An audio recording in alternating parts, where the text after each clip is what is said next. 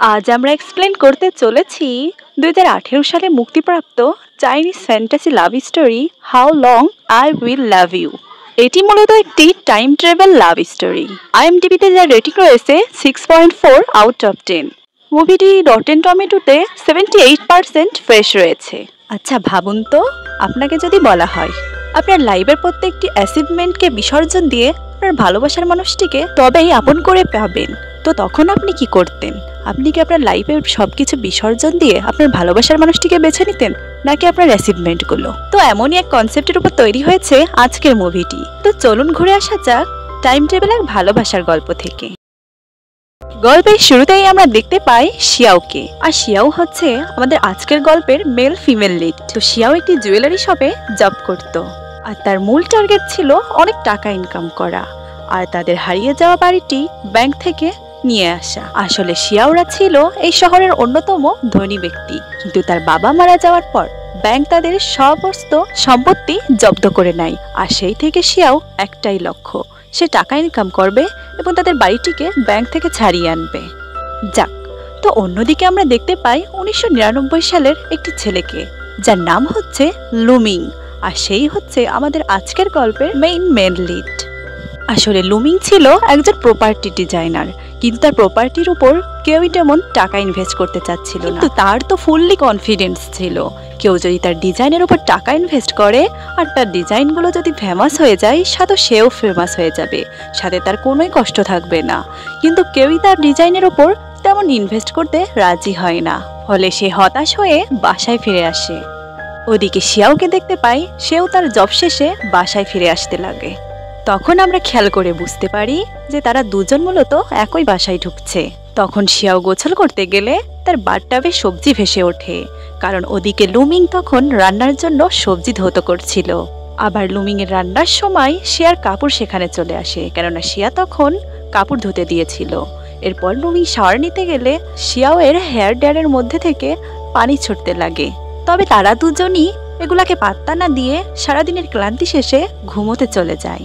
সকালে ঘুম থেকে ওঠার সময় তো শিয়াওয়ের হাত লুমিং এর শরীরের উপর গিয়ে পড়ে। তখন তারা দুজনই ভয়ে চিৎকার করতে থাকে, কারণ তারা বুঝছিল না তাদের সাথে আসলে হচ্ছেটা কি। তখন শিয়াও মনে করে আসলে লুমিং তার রুমে চুরি করতে এসেছে, আর লুমিং মনে করে তার রুমে শিয়াও চুরি করতে আসে।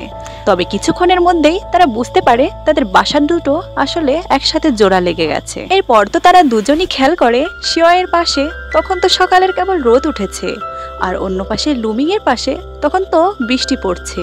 তখন তার সাথে তারা এটাও খেয়াল করে যে লুমিং এর পাশে তো তখন 1999 সাল চলছে, অন্যদিকে শিয়াওয়ের পাশে তো তখন 2018 সাল চলছে। আর লুমিং খেয়াল করে তখন আসলে পৃথিবী অনেকটা বদলে গেছে, যা 1999 সাল থেকে অনেকটা উন্নত।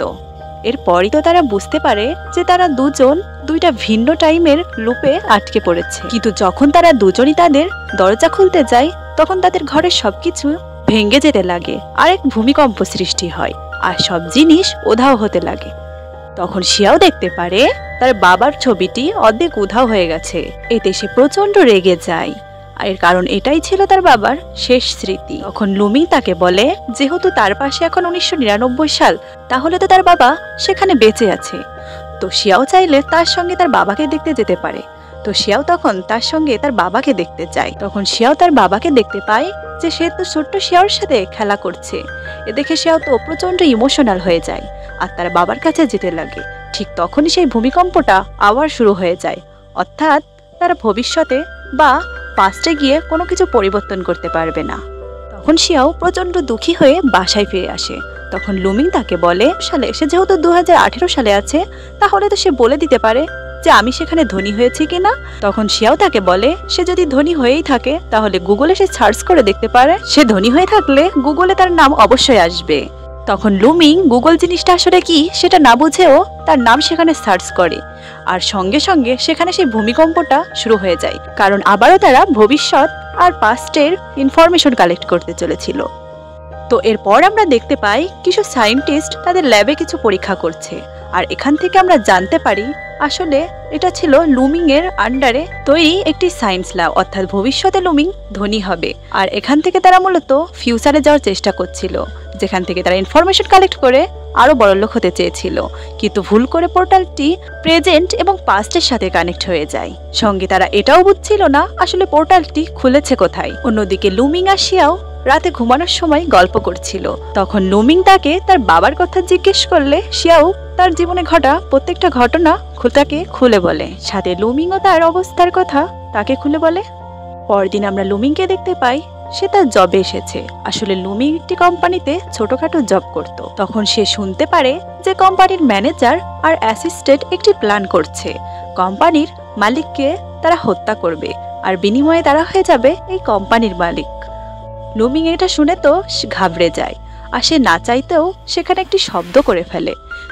এতে তারা লুমিংকেও দেখে নেয় আর তাকে বলতে লাগে সে যদি তার মুখ বন্ধ রাখে তাহলে তারা তাকে অনেক টাকা দেবে, আর সেই টাকাগুলো সে তার ডিজাইনের উপর ইনভেস্ট করে খুব সহজেই ধনী হয়ে যেতে পারবে, যা সে বহু বছর ধরেই খুঁজে বেড়াচ্ছে। এদিকে আমরা শিয়াওকে দেখতে পাই, সে সেই জুয়েলারি শপে কাজ করারত অবস্থায় সেখানে তো তার এক কলেজ ফ্রেন্ড চলে আসে, আর তাই তো সে নিজের আউটফিট দ্রুত বদলে ফেলে আর বলতে লাগে সে তো এখানে জুয়েলারি কিনতে এসেছে আর তার হাজবেন্ড তো একজন বিলিয়নিয়ার।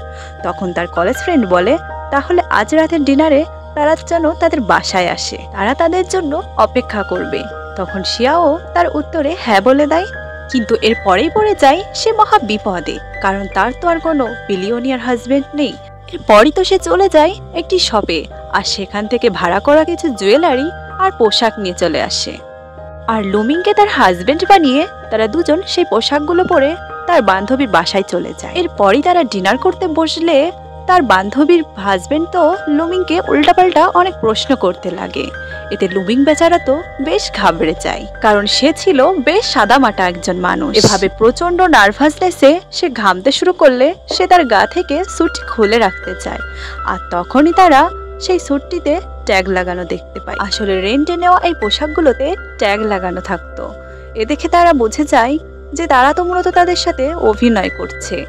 এরপরই তো তারা প্রচন্ড লজ্জা পেতে থাকে আর সেখান থেকে চলে আসে। বাসায় এসেই তো শিয়াও প্রচন্ড কান্না করতে থাকে। এরপরই লুমিং তার জন্য চকলেট কেক বানিয়ে নিয়ে আসে, কারণ সে জানতো শিয়াও চকলেট কেক খুব পছন্দ করে। আর এভাবেই লুমিং শিয়াওয়ের মুড ঠিক করাই সফল হয়। এরপরই তো তারা টিভিতে দেখতে পায় একটি টিকিটের বিজ্ঞাপন। এ দেখেই তো তাদের মাথায় শয়তানি বুদ্ধি চলে আসে। যেহেতু তারা ছিল 2018 সালে, তো তারা তো অতীতে গিয়ে টিকিটটি কিনে নিতে পারবে, তাই না? আর বিশাল অঙ্কের এই টাকা তখন তাদের হয়ে যাবে।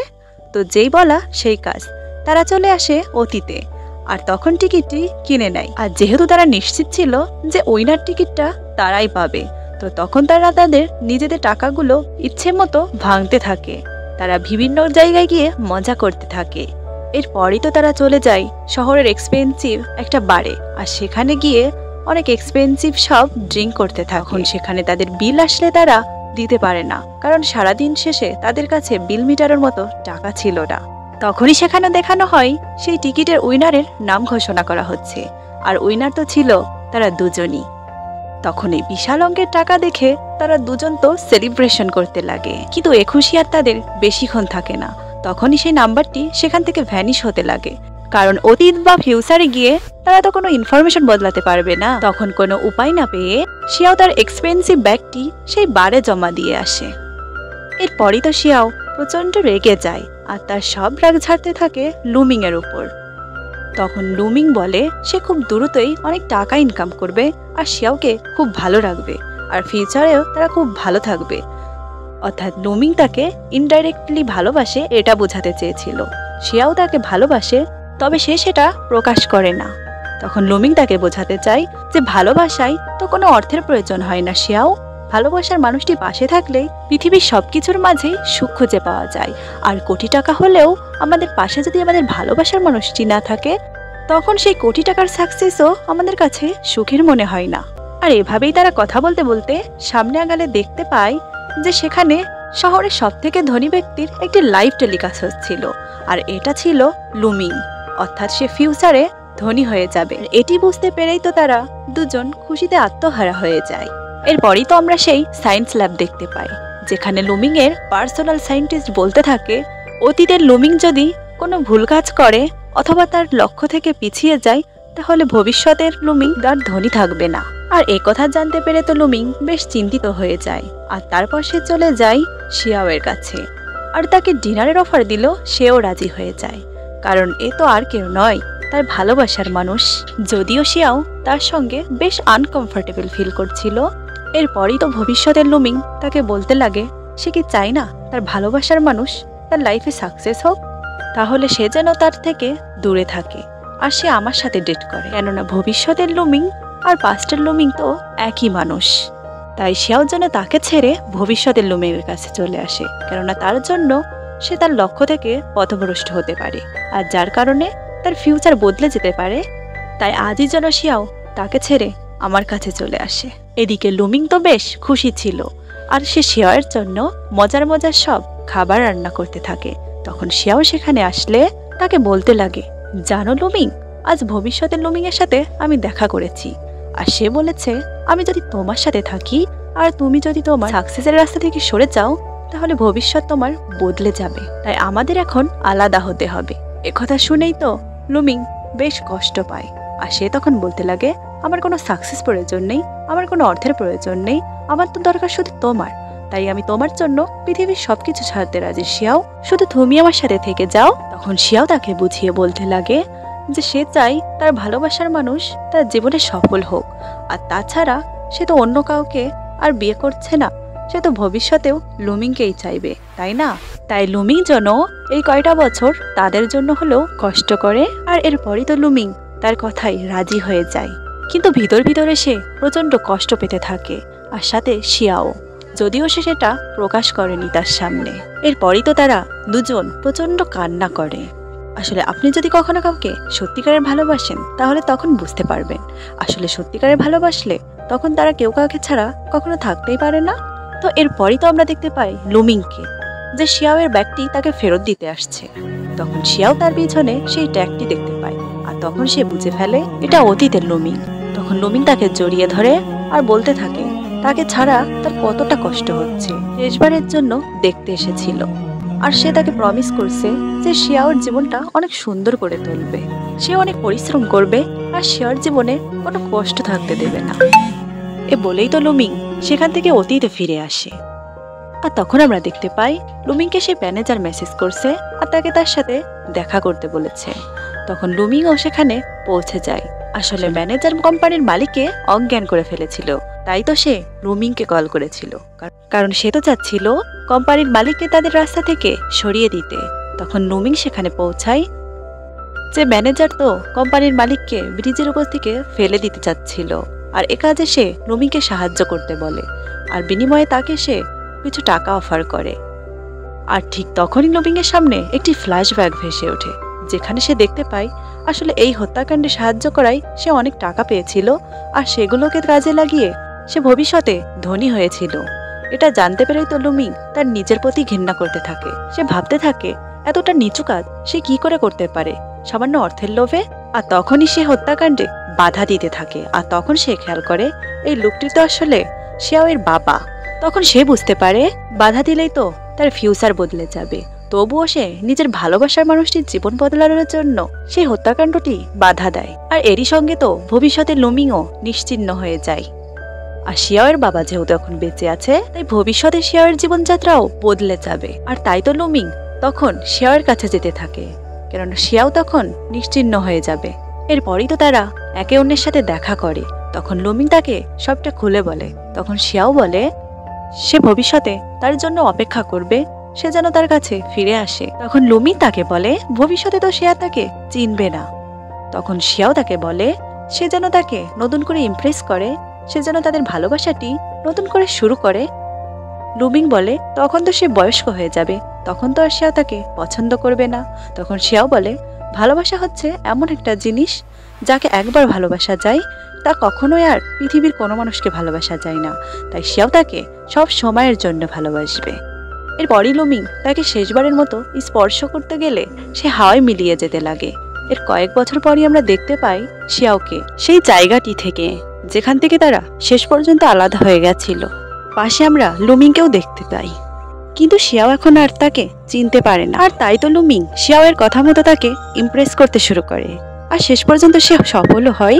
আর এভাবেই তাদের ভালোবাসাটি ঠিক আগের মতোই হয়ে যায়। তো এই তো ছিল এক টাইম ট্রাভেল ভালোবাসার গল্প। তো কেমন লাগলো আজকের ভিডিওটি? যদি ভালো লেগে থাকে তাহলে তো আর বলতে হবে না। তো আজকের মতো এ পর্যন্তই, দেখা হবে অন্য কোনো ভিডিওতে। টাটা।